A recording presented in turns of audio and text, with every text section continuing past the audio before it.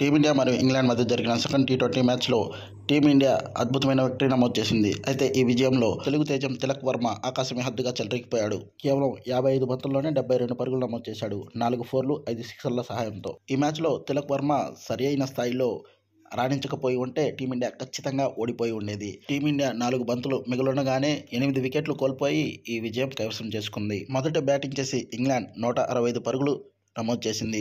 9 వికెట్లు కోల్పోయి 20 ఓవర్లలో పూర్తిగా బ్యాటింగ్ చేసింది. అయితే ఇంగ్లాండ్ బ్యాటింగ్లో కెప్టెన్ జాస్ బట్లర్ 30 బంతుల్లో 45 పరుగులు నమోదు చేశాడు. ఆ తర్వాత హైయెస్ట్ స్కోరర్గా బ్రెడన్ కార్సే 17 బంతుల్లో 31 పరుగులు నమోదు చేశాడు. ఆ తర్వాత జమీ స్మిత్ 22 పరుగులు నమోదు చేశాడు. టీమిండియా బౌలింగ్లో వరుణ్ చక్రవర్తి మరియు అక్షర్ పటేల్ తలా 2 వికెట్లు పడగొట్టారు. హర్షదీప్ సింగ్, అభిషేక్ శర్మ, హార్దిక్ పాండ్యా, వాషింగ్టన్ సుందర్లు తలా వికెట్ పడగొట్టారు. 5 మ్యాచ్ల టీ20 సిరీస్లో టీమిండియా మొదటి 2 మ్యాచ్లు విజయం సాధించి మంచి జోరు మీద ఉందని చెప్పాలి.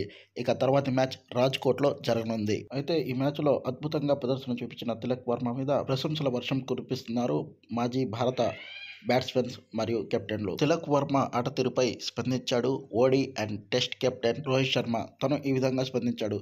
ఈ మ్యాచ్ చూస్తున్నంతసేపు చాలా ఉత్కంఠభరితంగా అనిపించింది.